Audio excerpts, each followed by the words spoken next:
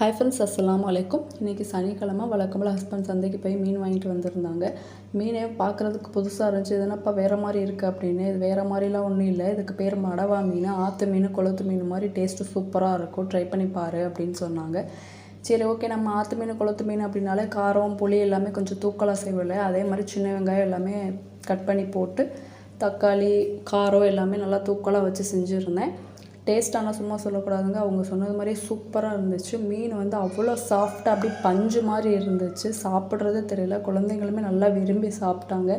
என் குட்டி பொண்ணு அவ்வளோ எனக்கு மீன் வேணும் அப்படின்னு சொல்லிட்டு கேட்டு கேட்டு வாங்கி சாப்பிட்டாங்க. அவங்களுக்கு 2 வயசு தான் ஆகுது, அவங்களுக்கே அந்த மீன் வந்து அவ்வளோ டேஸ்ட்டாக இருந்திருக்கு.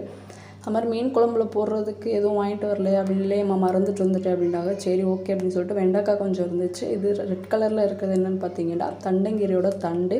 சின்ன வயசில் எங்கள் அம்மாலாம் போட்டு நான் பார்த்துருக்கேன். இன்றைக்கி நான் தான் ஃபஸ்ட் டைம் ட்ரை பண்ணேன். வீடியோ பிடிச்சிருந்தா லைக் பண்ணி சப்ஸ்கிரைப்